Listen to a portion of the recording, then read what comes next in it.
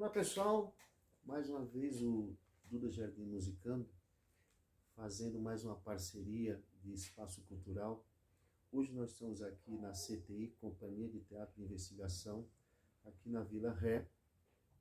E coincidentemente, aqui ao chegarmos nesse espaço, nós conhecemos também o Adriel Vinícius, que é o nosso convidado de hoje, que também mora aqui próximo e é músico, cantor, compositor, arranjador, produtor cultural, que está chegando de Goiânia, está aqui há mais ou menos um mês e meio, e nós já vimos uma apresentação dele aqui nesse espaço, ficamos encantados, porque o cara é bom, tem muito o que falar, e vamos começar ouvindo. Adriel, muito obrigado por você ter aceito o convite, e conta pra gente aí como foi essa sua chegada a São Paulo. Foi difícil? É diferente de lá? De Goiânia? Só o relógio. É só sincronizar o relógio que tá tudo certo. O de lá passa mais rápido, é isso? Não, lá é mais tranquilo. Aqui o relógio corre. É uma percepção. Mas eu vejo também que eu tive muita sorte de encontrar pessoas com um coração gigante, sabe? Então, estou me sentindo muito bem acolhido, né? É a primeira vez que você vem a São Paulo? Não, já tinha vindo aqui em outras ocasiões, na busca de outros processos, né? Sim. E a família da minha companheira, da minha esposa Vanessa, é daqui. Todo mundo é daqui. Sim. E aí eu já tinha uma percepção daquela que turista não vê, sabe? Sim. É muito bom, assim, só coisa boa mesmo. Mas dessa vez você veio para ficar mesmo aqui em São Paulo? Para ficar. Né? Ou seja, agora vai. Agora vai. A gente só ensaiou a vinda, né? Várias vezes que a gente veio aqui, a gente ensaiou. Mas dessa vez já foi para valer. É. E quando começou tudo para você, a música, para valer mesmo, assim? Quando bateu a música, falou, é disso que eu vou viver, eu vou trabalhar com isso, foi a partir de quando? Olha, Duda, primeiramente, assim, agradeço pelo convite, pela possibilidade de estar dizendo aqui, né, para as pessoas que acompanham o seu trabalho, que acompanham já esse processo, que a gente compreende que tem labores e sabores, né? Sim. E eu vejo que como que começou? Engraçado você falar isso, como se surgisse de uma forma repentina, porque de fato eu acredito que tem o cliquezinho, que a gente dá o cliquezinho, não, agora vai, igual você falou, agora vai. Né? Exato. Esse agora vai, para mim, ele surgiu quando a música se apresentou, através de um tio meu, que ele tocava sons de carrilhões, tocava uma série de canções ali de Lupicínio Rodrigues, ele gostava muito, e trazia harmonia de Lemando Reis. E aí eu, caramba, eu quero isso, eu quero fazer isso, né? Aquela coisa. E aí ele faleceu e eu tomei para mim aquele sentimento, como se eu pudesse encontrar com ele tocando, sabe? Então esse foi o clique, de perceber que o acorde ele era uma forma de falar, sabe? Com certeza. E aí acabou o número. Sim. Né? Sim. Mesmo que exista ainda. Aquele caso a matemática, ela tá na música, né? Tanto na rima física, como na métrica. E na física. A física. Enfim. E me fala uma coisa assim, e palco, quando você subiu no palco, você já tinha uma estrada ou já te jogaram no palco? Não, o palco eu tinha 19 anos quando eu entrei numa banda chamada Mente Sã, lá em Brasília. E nessa banda a gente já tinha a percepção de que a banda já tinha uma estrutura, tinha todo um processo muito grande, né? A pessoa trabalhava muito profissionalmente ali. Então, o primeiro show que eu fiz, que eu cantava músicas minhas ali, né, com a banda, foi para 2.000 pessoas. E foi empurrado, assim, aquela coisa, não sabia nem segurar no microfone, sem jeito, sem bolso para colocar a mão. E a estrada que deu os tapas devidos que deve dar, né, na cara para tornar um sujeito. E aí cantou quantas músicas? Você ficou 2 horas lá cantando, perdeu? Não, porque nesse caso a gente ensaiava muito, né? Então a gente ensaiava 2 vezes por dia, a gente ensaiava um show de 50 minutos todo dia. Então a gente sempre se encontrava, a gente morava na época lá no, no entorno de Brasília, né?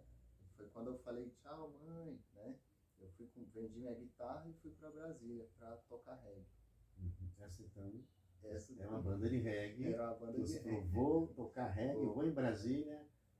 E aí, nesse caso, cheguei lá, a banda já tinha toda uma história, o antigo vocalista, o Rondinelli Saraiva, que eu considero a verdadeira voz da Mente Sã. Ele tinha deixado um legado muito bonito, né? Toda uma galera que escutava as músicas e acompanhava. Então, qual o nome da banda? Mente Sã. Mente Sã. Então, todas as pessoas que estavam, aquelas 2.000 pessoas que estavam ali esperando, eram pessoas que já conheciam o trabalho do Rondinelli. Então, eu tenho que agradecer ao Rondinelli por isso. Mas você entrou no vácuo dele, é isso? Foi. Saiu o Rondinelli. Pra ser crooner?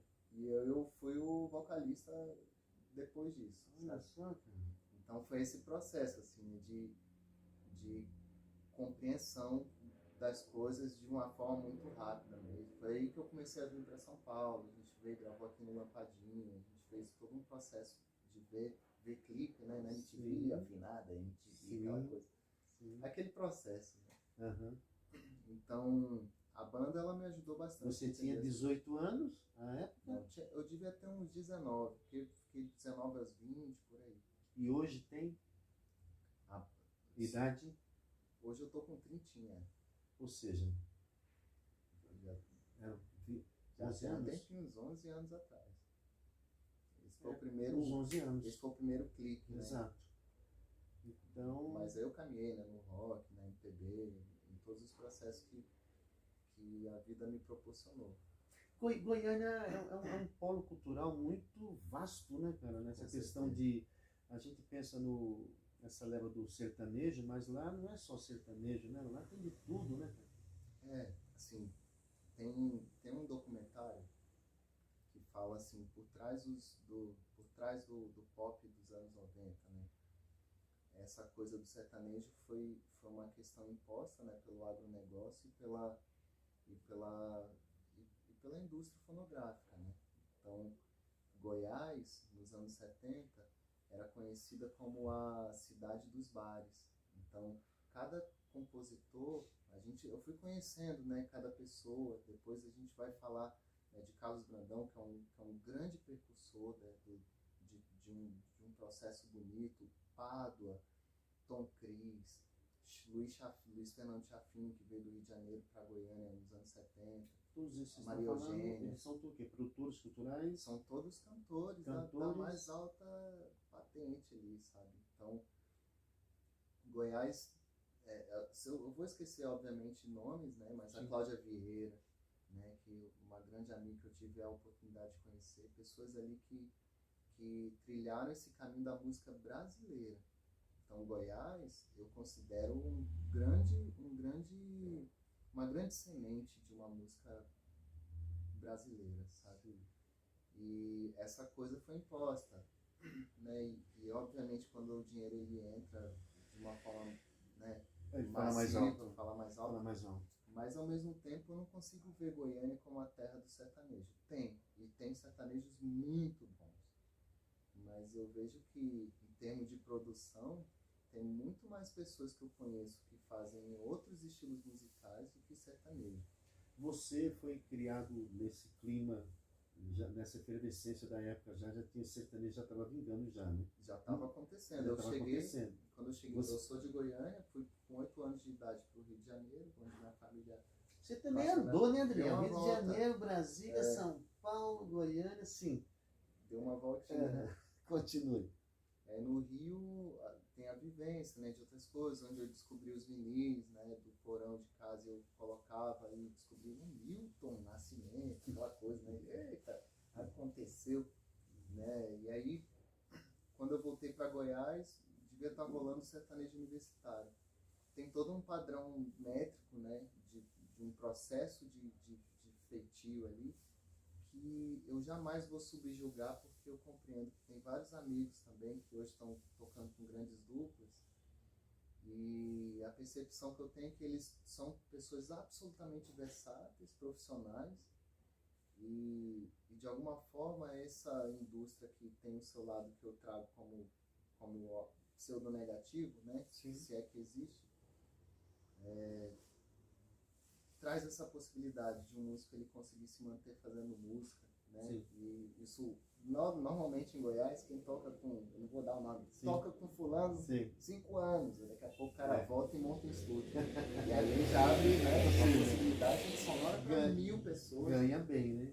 Dá para fazer, dá para trabalhar. E Adriel, nessa época, qual foi a sua composição que, dessa época, ilustra bem sua música? Dessa época. É. Você consegue tocar pra gente um pouquinho dela aí? Ah, não diria que é dessa época, porque nessa época... Mas você já compunha, já. Tem uma história que fala assim, eu tive uma época que eu comprei uma música por dia, né? Ah. Tem uma história que fala assim, né? Tem um senhor, tava falando isso esses dias, acho que ontem pro Harry. Chegou um senhor, tocava num bar por muito tempo, e aí de repente chegou um dia que ele não pôde ir no bar, ele ficou doente e tal, ele indicou alguém que ele conhecia por ali, foi um jovem lá e ficou esmirilhando na guitarra. Aí o dono do bar, não, mas olha, só chegou no mais compreendido, né, e falou assim, olha, eu vou tirar você, porque olha só, o tanto de nota que ele fez na guitarra. Aí ele disse assim, ó, essas notas que ele está procurando, eu já achei.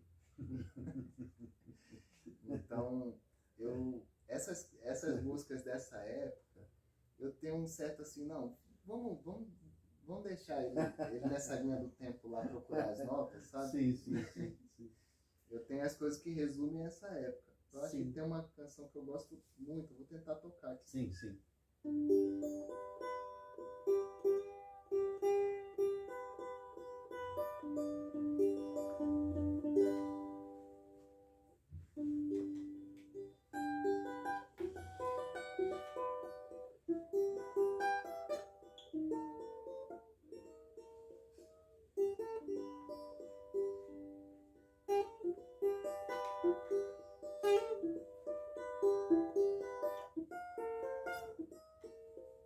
Meu caminho pela eternidade, vejo um mero grão com uma semente, eu vislumbro uma floresta, sozinho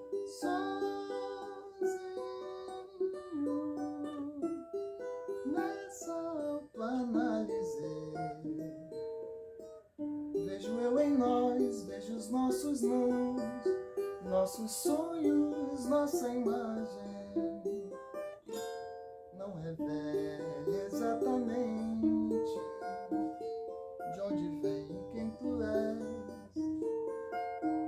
Muitas almas já passaram por aqui. Se hoje eu já me esqueci, reaprendo,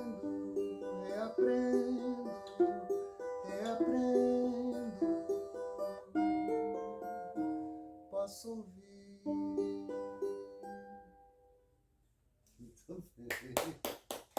Muito bem, Adriel. Você tinha que fazer alguma coisa antes da gente continuar o papo, só para o pessoal falar, olha, esse cara tá falando aí, tá procurando um monte de nota ali, você viu como ele achou fácil, né? E aí depois você... Vamos reencontrar. Você foi para o Rio de Janeiro com quantos anos? Com 8. Com 8 anos. 8, estudei no Brizolão. Aí já a música já estava já no teu universo, mas não sem pensamento de profissão, de viver daquilo. Apenas a título de curtição mesmo, né? Até então, né, a música, todo mundo da minha família de alguma forma cantava, né? Todo mundo tem uma vivência ali com a música mais pro lado da música erudita, né? Uhum. E quem vocês ouviam em casa? Em casa, minha mãe trazia Djavan, muito, né? Sim. É até difícil não achar que ele não é meu pai, rapaz, porque Sim. tem essa brincadeira, né? uma pessoa que compõe, ela cria um planeta, né? E você vai respirando as atmosferas que a pessoa cria ali. Sim. Então eu me inebriei nessas atmosferas. Tinha muito Kennedy tocando, muita coisa diversa ali. E muita coisa da igreja também, né? Álvaro Tito, que é um cara do RB, que fazia o seu processo e tal. Mas, assim, de alguma forma, eu acho que isso tudo me influenciou. Lá no Rio, Então, isso que eu falo. Quanto tempo você ficou lá no Rio? eu fiquei por volta de uns 9 anos. 9 anos, Lá eu estudei na Vila Lobos. Ah, você tem uma grande bagagem de lá, não foi? Você não passou lá, você ficou...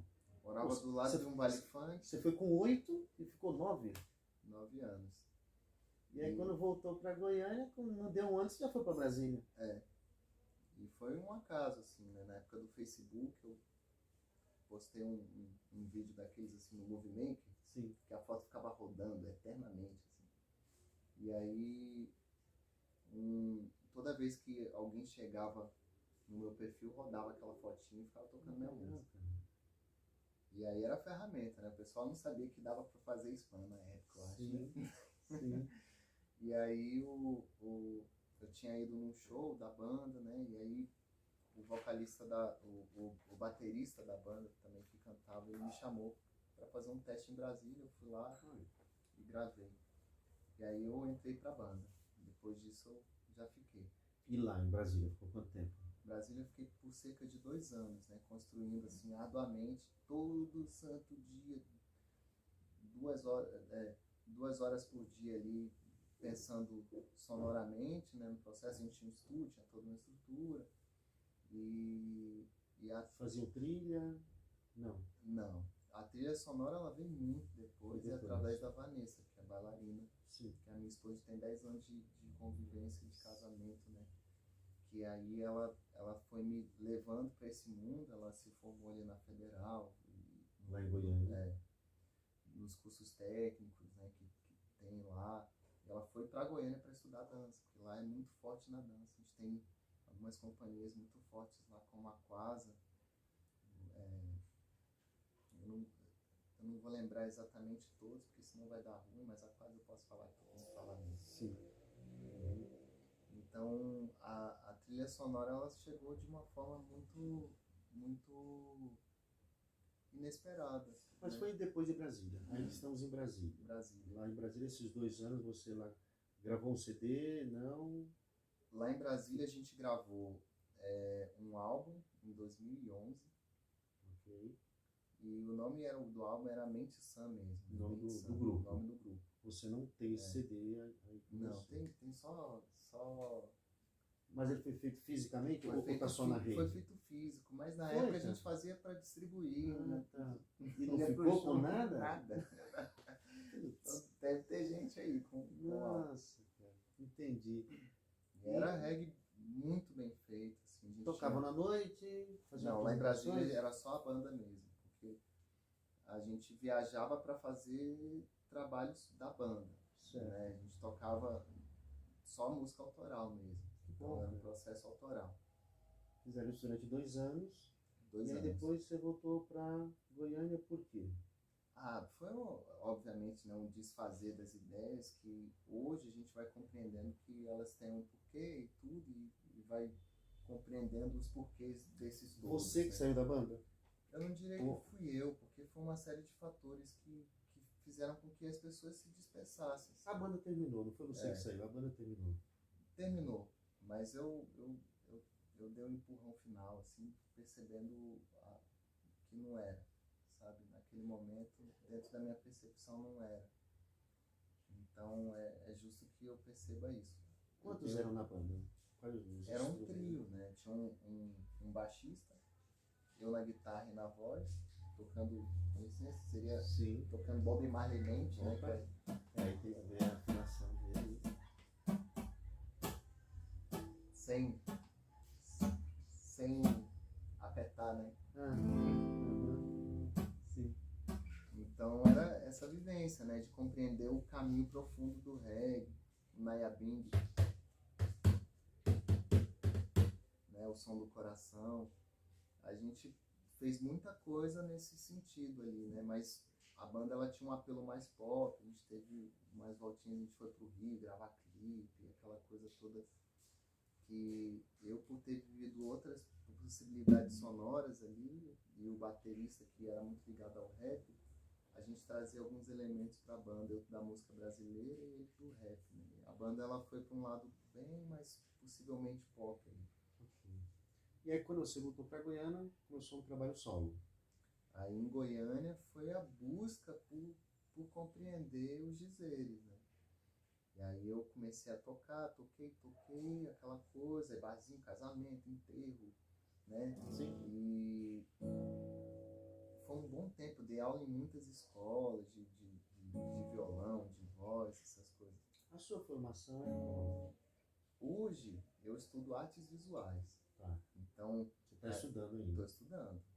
Ainda falta muito. E quando eu me formar, eu não vou saber nada. Não, isso aí a vida inteira a gente se forma, mas a gente continua aprendendo a vida inteira.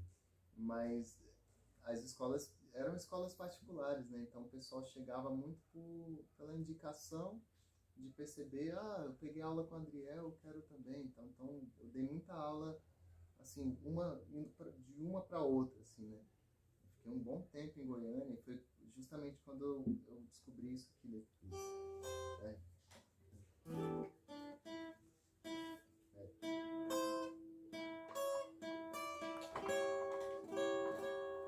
Descobri o Pink Floyd, descobri Janis Joplin, e aí eu descobri o rock, aí lascou. Aí eu fui curtir rock. Sim. E eu saí do rock assim pra valer quando eu comecei a perceber que de alguma forma o ideal estava corrompido pelo, sei lá, sabe? Não era minha praia. Não. Eu até brinco, hoje eu brinco com o rock como uma forma de dizer que o rock é negro, sabe? Mas não entendi. Porque o rock ele ficou embranquecido, né, com essa coisa do Bolsonaro, né? As pessoas pegaram o Vaporwave, pegaram o hard rock, pegaram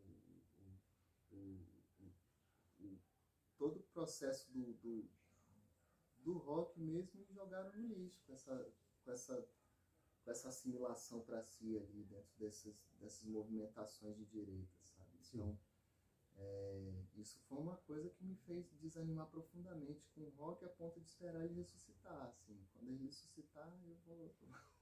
É aquele caso, Mas esses dias eu vi aqui um tributo a Charlie Brown Jr. com um carro da polícia americana exposto ao mesmo tempo, sabe? Eu não sei se isso faz sentido. Eu acho que o Chorão ia chorar. Essas percepções que eu vou tendo, assim, sim, de que o rock ele não está na sua essência a complacência. Então foi quando eu fui abraçado pelo rap. Então você foi do reggae para o rock, do rock para o rap. Justamente, que é onde eu percebi o meu lugar. Que é no... Que é em lugar nenhum. Exato.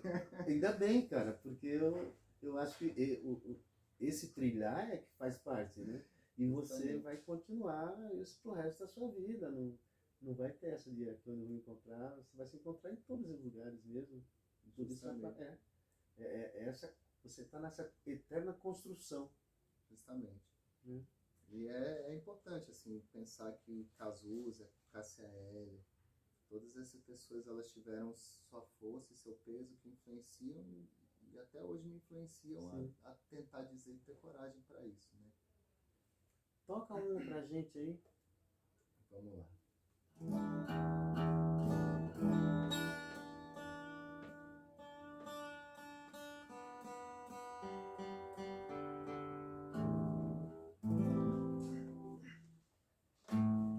Chuva, os raios.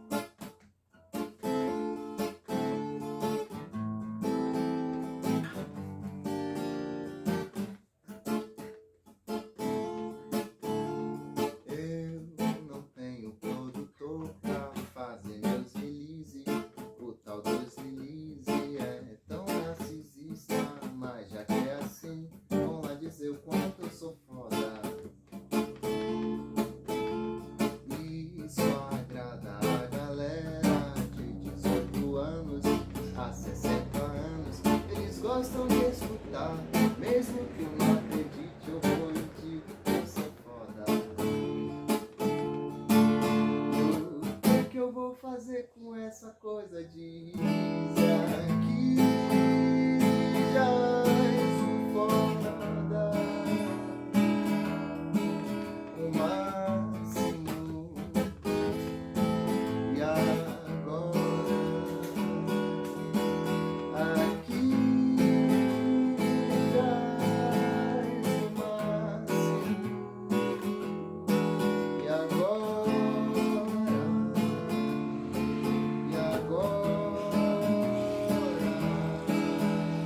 que eu não tenho produtor na fase deslize, o tal deslize é tão narcisista, mas já que é assim, vamos dizer o quanto eu sou foda.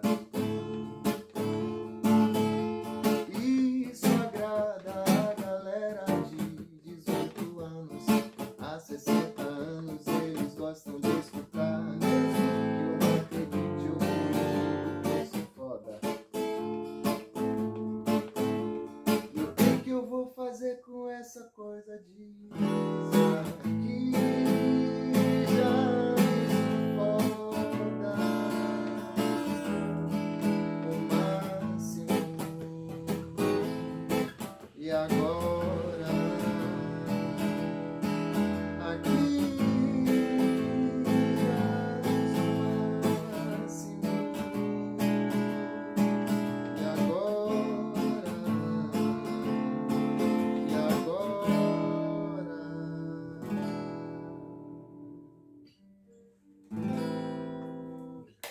É, isso aí.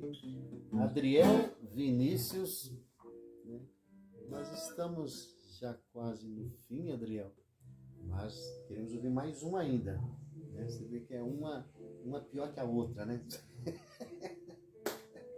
E paramos então em Goiânia, quando você voltou de Brasília e começou a passar por esses guetos, por essas tribos, e nessa busca dessa identidade você considera-se um músico, um cantor, você um multiartista? é muito mais fácil a gente olhar pra gente e falar assim, eu sou compositor, sabe? Porque assimilar esses títulos aí, cada um tem um peso. Não é, cara? Ixi. Assim, eu toco, né? E o trabalho de produção, tem todo esse processo, mas eu, por mim mesmo falando, eu prefiro me dizer compositor, porque eu acho que a composição tem um lugar muito legal de você optar ou não por cantar suas próprias composições, né? Eu optei por cantar porque eu sentia que essa força, né, a força e a fraqueza da vivência seria cantado por mim sobre as minhas próprias letras, né, com mais eu, né? Teve algumas pessoas que gravaram suas músicas e você sentiu o quê? Existiram oportunidades, mas eu prefiro ressaltar as que me agradaram profundamente. Sim. Eu vou ressaltar o álbum Laços. Depois, com o tempo, escute o álbum Laços da cantora Cláudia Vieira. Tá. A Cláudia Ela Vieira, gravou... que é uma grande cantora de Goiânia. E ela fez A Cláudia, ela é jazzística. É isso que eu ia falar, ela é do jazz. Linda, jazzística, ela é fortemente diva, sabe? E uma interpretação muito linda. Ela cantou 2 músicas minhas. Que bom, cara. Uma música chama-se Só Você e a outra Nada Importa. Certo. E depois você poderia cantar para encerrar uma dessas aí, mas antes de finalizar você cantar, ainda dentro desse tema de os outros gravarem aquilo que você compôs, qual foi essa sua sensação? Você gostou na voz dela, Gostei, mas teve amei. outras pessoas que você já não achou legal? Não, teve muita coisa que foi gravada. Às vezes a impressão que a gente fica é porque é o carinho pessoal mesmo, Exato. sabe? Foi tudo bem feito. É o carinho que você fica assim, poxa, mas cuida dessa criança direitinho, sabe? E a Cláudia, ela foi muito elegante, muito carinhosa, sabe? Muito generosa também. Com a canção, comigo, com a melodia, com a poesia, sabe? Então, eu prefiro ressaltar isso, sabe? E aí você ficou nessa durante quanto tempo até vir para São Paulo? Ali em Goiânia, ali foi a cidade que me levou pra rua, sabe? Me fez respirar a rua bonito. Toquei 2 anos no ônibus, colocando chapéu para entender o sentimento das pessoas, entender como as coisas são de fato, né? Mesmo que eu já tivesse entendido por outros meios, né? Sim. Mas musicalmente, com a música presente, com trilha sonora, né? Uhum. Apanhar com trilha sonora é mais saudável. Então, era aí onde eu queria chegar, na questão da trilha, porque você veio para São Paulo, mas você ainda tem os pés lá com vários trabalhos que você ainda continua fazendo e é especificamente de trilha. Sim. Não é isso? E o mais interessante é assim, o Adriel, ele é, vocês puderam ver, músico, cantor, compositor, mas o mais interessante é que você percebe na história dele como ele vive de música, né? Isso, na época atual, é muito complicado, sem se falar da pandemia, né? Enfim, né? Mas, gente, é o seguinte, o Adriel está aqui com a gente, está em São Paulo, está aqui na CTI, na Vila Ré, e vamos ouvir mais uma dele, e quem quiser conhecer melhor o trabalho dele, não só veja no nosso canal, mas compareçam aqui também, que estará aqui. E pode colocar lá, né, Adriel Vinícius, nas redes, que vai ser fácil encontrar também. E para encerrar a música, qual o nome da música? Essa música chama-se Brandão. Brandão. A música eu fiz em homenagem ao Carlos Brandão, e a menina que gravou é a... Não, aí a outra é outra. É outra música? Posso tocar outra. Depois, não. Em outra oportunidade eu toco a do Brandão. Não, é você que sabe, Eu só queria anunciar o nome da música. A outra música é Nada Importa, que ela ficou imortal na interpretação da Cláudia Vieira. Tá. E a que você vai cantar agora qual que é? Brandão. Brandão. Vamos ouvir o Brandão, encerrando nosso bate-papo com Adriel Vinícius.